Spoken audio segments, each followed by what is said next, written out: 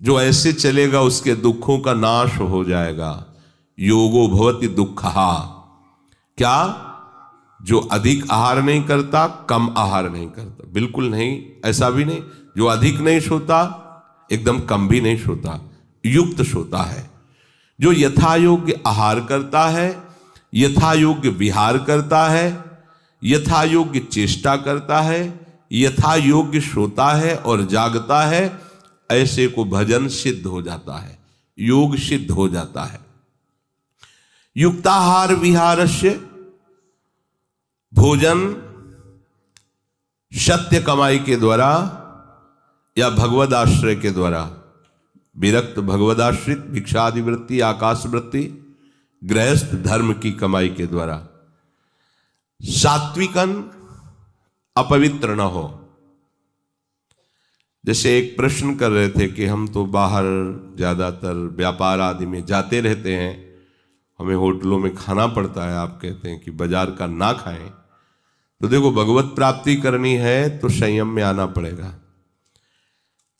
Hotel में माना कि सामने आपको जो आपके मेज पर रखा गया भोजन स्वादिष्ट दिखाई दे रहा है, गर्म दिखाई दे रहा है, लेकिन उसका निर्माण किन वृत्तियों वाले व्यक्तियों ने किया है? वो जो नौकर हैं, उनको पता नहीं कि स्नान करके पवित्र होके किस तरह से कैसे हमें भोजन बनाया, तो वो सात्विक है या राजसिक है या तामसिक है। उनको इसका ज्ञान नहीं। वो कहीं भी किसी भी अंग को छूते हुए अपने कार्य करते रहते हैं, क्योंकि उनका ज्ञान ही नहीं, उनका केवल ड्यूटी बाय ड्यूटी है। दूसरी बात है कि जिस रसोई में अभक्ष पदार्थ रांधे गए, मतलब होटल है, उसमें अंडे हैं, मांस हैं, ऐसे, और आपसे कहा जाता है कि हमारे यहाँ वेज और नॉन वेज दोनों हैं, तो अब उस रसोई में आप सोचो कि हम मांस आदि तो पाते नहीं हैं, लेकिन वो कम भी नहीं है मांस से जहां रसोई बनी है। वो आपकी बुद्धि वैसे ही भ्रष्ट करेगी। अब जब जो बहुत ही जैसे राज सैनिक हैं, आर्मी आदि की व्यवस्थाएं हैं, अब उनके लिए हम शासन नहीं दे सकते शास्त्र का इस रूप में, क्योंकि राजकीय विभाग के ऐसे घोर कर्म में उनकी सेवा लगी हुई है कि उनको ऐसा नहीं कि वो फल फूल खा के 2-4 दिन रहे, नहीं, उनको चाहिए अन्न। चाहे अब बॉर्डर में लगे हुए रात दिन उनको, तो जैसी भी परिस्थिति हो, नाम जप करो, नाम तुम्हारा मंगल कर देगा। वहां भगवान जान रहे कि उसकी परिस्थिति ऐसी है, पर यदि आप रह सकते हैं तो पवित्र आहार पर दृष्टि डालिए। पवित्र आहार यदि आपका नहीं है तो आपकी बुद्धि भजन में नहीं लगेगी। आप सोचते हैं कि इधर उधर गंदी वृत्ति से बनाए हुए भोजन को पा करके आप भजन कर लेंगे, नहीं।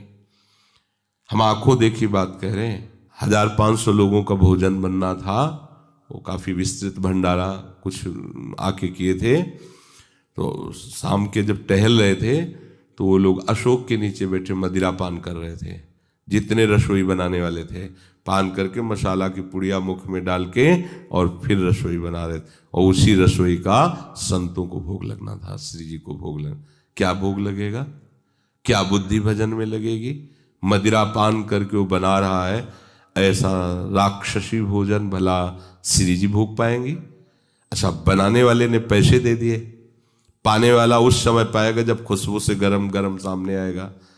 लेकिन ये दृश्य तो वही देखा ना जो वहां है 24 घंटे। अब इस दृश्य को हम बोले तो एक परिकर आया था दाल बाटी चूरमा संतों को पवाने के लिए। सुबह की बात है, भारी परात में पैरों से आटा लगाया जा रहा था। 3 बजे तड़के, कोई था नहीं। तो उनसे हमने कहा कि अरे भाई, ये आप क्या कर रहे हैं? उनका आटा लगा रहे हैं। हम कहा इससे आटा लगाया जाता है, क्यों आप ऐसा कर रहे हैं? अरे बोले जब हजारों संतों को बाटी चूरमा पवा, तो उनको आप समझ रहे हो कहाँ हो? वृंदावन धाम में हो, ये कोई होटल नहीं। आप जिनको पवाना चाहते हो वृंदावन वासी वीतराग भगवत अनुरागी, हमारा सारा सुकृत नष्ट हो जाए। तो बोले थोड़े वाला आटा थोड़ी बाबा, अभी हाथ से थोड़ी लगेगा। अरे बाबा ये सब चलता है, तुम जाओ। जिसने जो बनवा रहे थे पवाने के लिए, उनसे जब बोले काहे को बाबा तुम बेकार की बातें करते हो? अरे मतलब आप बोल भी नहीं सकते, आप उस पर निरीक्षण परीक्षण नहीं, क्या होगा? इसीलिए कहा जाता है कि बहुत सावधान। अन्न जैसा जाएगा हमारा विचार वैसा ही बनेगा, वैसा ही हमारा चिंतन होगा। इसलिए सात्विक हो और अपवित्र पद्धति से न बनाया गया हो भजन के लिए। तभी तो भजन में रुचि नहीं होनी, भजन का नशा चढ़ता है। ये धाम है, हिया फिरे स्वार्थ आपने, भजन गए फिरे बाह। भोजन को जब स्वाद बुद्धि से पकाया जाता है, अपने शरीर के लिए पकाया जाता है, तो वो साधन में बाधा पहुंचाने वाला भोजन बन जाता है। और जब स्वाद बुद्धि अपनी न रख के श्री जी के भोग के लिए पकाया जाता है और अपने प्रसाद पाते हैं, तो वो भजन बढ़ाने वाला बन जाता है। अब देखो, आप श्री जी को भोग लगाने के लिए बात सोचते ही पवित्रता का विधान आ जाएगा।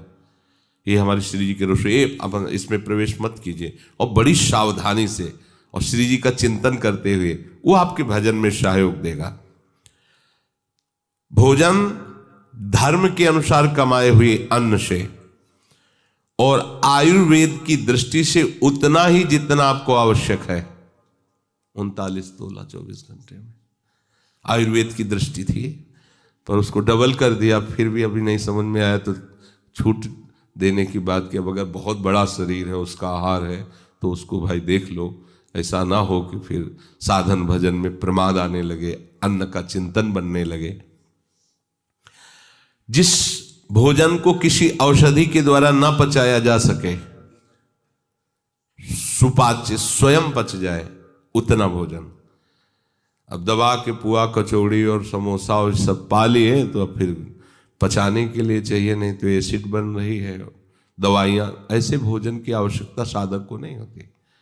किसी दिन मान लो पूड़ी कचौड़ी है, 2 पूड़ी ले लीजिए, 1 कचौड़ी ले लीजिए, सब आपको दवा की जरूरत नहीं पड़ेगी। पर 2 नहीं, वैसे तो 3 पाते हैं, पर उस दिन 13 तक पहुंचने की कोशिश होगी, क्योंकि पकवान है, इसलिए सावधान। जो युक्त आहार करता है, यथोचित आहार करता है, उसे भजन में बाधा नहीं होती। और विहार, बहुत ज्यादा चलना फिरना भी ठीक नहीं है, और एकदम बैठे रहना भी ठीक नहीं है। भगवान ने कहा विहार भी युक्त होना चाहिए। देख ले कि इतने किलोमीटर चलने से हमारा शरीर थकित भी नहीं होता और भजन भी नहीं रुकता। ऐसे हमें दौड़ दौड़ के परिक्रमा देने की जरूरत क्या है? क्यों दौड़ रहे हैं? एक एक मंत्र जपते हुए आराम आराम से पैर बढ़ाइए आगे। अगर आपके पास समय नहीं तो आज चले जाइए पानी घाट तक, कल पानी घाट से इधर आ जाना घूम। अपना तो नित्य भजन है, हमारा चिंतन छूटे और दौड़ दौड़ के हम परिक्रमा लगा रहे। दौड़ क्यों? क्या करना है हमें? भजन ही तो करना है ना। बोले समय नहीं तो ठीक है, यहां से केसी घाट तक चले जाइए, केसी घाट से दूसरे दिन चामुंडा तक चले जाइए, चामुंडा से तीसरे दिन पूरा कर लीजिए, बहुत बढ़िया परिक्रमा हो जाएगी। नाम जब अगर एक सांस में आराम से हो जाती है, आपकी दिनचर्या में कोई बाधा नहीं, बढ़िया। अब परिक्रमा करके आप थके बैठे हैं, आपका भजन में मन नहीं लग रहा, थकावट में मन लग रहा है, ये भी नहीं। निरंतर भजन करने के लिए उतना ही शरीर से श्रम करना है जिससे हमारा भजन न छूट जाए। भागवतिक श्रम भी उतना ही करना है। छठदम सील बिरत बहुकर्मा, बहुकर्मा, हमें वो बहुत से कर्म नहीं करने जिससे हमारा शरीर शिथिल हो जाए, भजन छूट जाए। निरत निरंतर सज्जन धर्मा, जो साधु महापुरुष जिस धर्म का आश्रय लिए उसी में हमें निरंतर रहना है। भजन युक्त चेष्टसु कर्मसु, आपकी चेष्टा आपके कर्म उतने ही होने चाहिए जितने में भजन न रुके।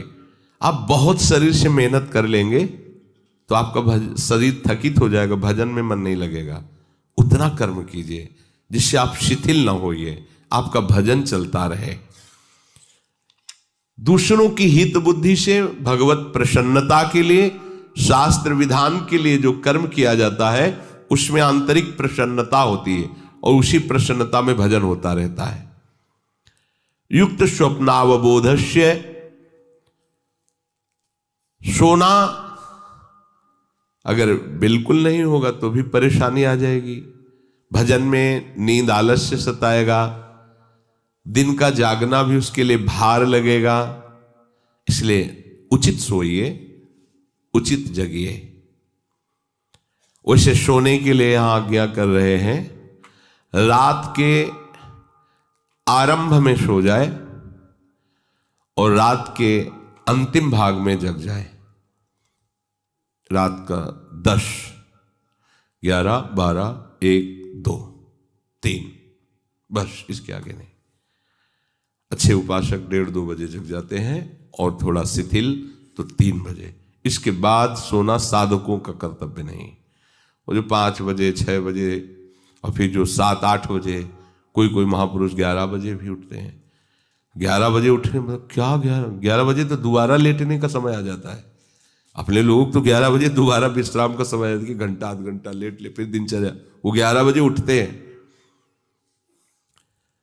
युक्त स्वप्न से कहकर प्रभु को यह समझाने की भावना कि आपकी नींद यथोचित होनी चाहिए, रात्रि में इतना सो जाना चाहिए। देखो, जैसे जो लोग सोचते हैं कि हम रात्रि में उठ के भजन करेंगे और दिन में सोएंगे तो समय तो बराबर हुआ ना। बोले रात्रि में शांति रहती है। शांति तुम्हारे हृदय में चाहिए, बाहर की शांति से कोई लाभ ज्यादा नहीं है। हृदय अगर विषयों का चिंतन और अशांत है तो चाहे जहां बैठ जाओ, कोई बात नहीं। ये बहुत बढ़िया समय है। 2 बजे 2:30 बजे उठकर शौच स्नान करके अपनी दिनचर्या शुरू कर दी। अब इस मंगल समय, मान लो आप 10 बजे से लेकर 3 बजे तक आप भजन में रहे, क्या आपका भजन है कैसा वो आप देख लीजिए। क्योंकि वो शयन की स्थिति होती है तो प्रायः सबको नींद आ दी। फिर इसके बाद आप सुबह ब्रह्म मुहूर्त में सो गए, तो ब्रह्म मुहूर्त में जो भजन का सुख है, ऋषियों ने उस समय के लिए बहुत मंगलमय, उस समय हम सो रहे हैं तो मुझे लगता है अच्छा है ये मध्य भाग शयन का, रात्रि का 10, 11, 12, 10 से शुरू करें तो 11, 12, 1, 2 और 3, 5 घंटे हो गए। 3 बजे से लेकर के और अगली 10 बजे रात्रि तक खूब भजन करो। 5 घंटा शयन हो गया, 4 घंटा शयन हो गया। उसको योग सिद्धि या भजन सिद्धि नहीं प्राप्त होती है जो जब मन आया तब सो लिया, नहीं है तो कई दिन नहीं सोए, ऐसा नहीं चलेगा। एक नियम होना चाहिए।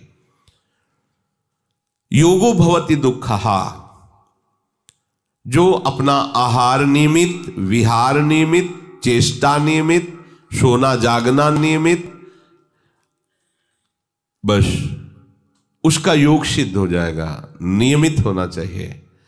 गृहस्थी में थोड़ा ये नियम नहीं चल पाएंगे क्योंकि अब वो कब कौन सा कार्य उसके लिए आ जाए, तो फिर अपने समय को ऐसे ही विधान करे कि जिससे उसका भजन न छूटे और जब समय मिले तब उचित शयन कर ले। क्योंकि गृहस्थ आदमी के लिए बहुत, अब रात में पानी लगाना है गेहूं में, अब वहां 10 से 12 वो 1-2 बजे तक सोने की बात कही जा रही हो, सुबह 8 बजे तक पानी लगाए, अब वो क्या करे। तो जितना काम कर रहा है उसमें राधा राधा राधा राधा राधा, और जब समय मिले तब सो जाए। उसमें देखना पड़े कुछ के लिए, जैसे अपने लोग केवल भगवत मार्ग में हैं और वो व्यवहार को लेकर भगवत मार्ग में चल रहे हैं तो उनके लिए अलग है। कभी भी कोई भी कार्य आ सकता है, गृहस्थी में ऐसा होता है। तो आप सेवा में बैठे, भजन में बैठे, आप छोड़ दीजिए, आप पहले उस काम को कीजिए, जब आपको समय मिले तब आप उस कार्य को कर लीजिए। ये उनके लिए छूट होगी क्योंकि वो गृहस्थ धर्म में है। योगो भवति दुःखहा, इस प्रकार आहार विहार करने वाले उपासक का योग सिद्ध हो जाता है। योग और भोग में बहुत बड़ा अंतर है। योग में तो भोग का अत्यंत अभाव है। योगी कभी भोगी नहीं होता। भोगी चाहे तो कभी योगी हो सकता है, उसके लिए चांस है। भोगी चाहे तो सत्संग के प्रभाव से योगी हो सकता है, पर योगी कभी भोगी नहीं हो सकता। जो भोगों का सुख ले रहा है, जब तक उस सुख का त्याग नहीं करेगा तब तक योग में कैसे आएगा। इसलिए उपासक को 24 घंटे के समय को विभाजित कर देना चाहिए। 24 घंटे को विभाजन करना है। आहार विहार में कम से कम समय लगाइए। अब किसी किसी को देखते हैं घंटों प्रसाद ही पाते रहते हैं, घंटों बाथरूम में ही लगते हैं, ऐसा समय नष्ट नहीं किया।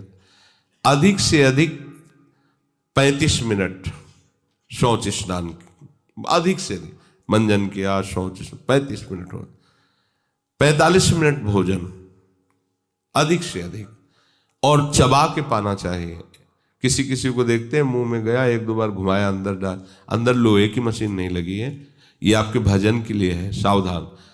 आप कम पाओ लेकिन अच्छा चबा करके पाओगे तो आपका स्वास्थ्य अच्छा रहेगा, पाचन तंत्र अच्छे रहेंगे और नींद आदि में आपको सहयोग मिलेगा। जिसका कब्ज बना रहता है, पेट में गैस बनी रहती, पचता नहीं है, उन्हीं को बार बार जमवाई और आलस से प्रमाद आता रहता है। आहार विहार के लिए आपको समय निश्चित करना होगा।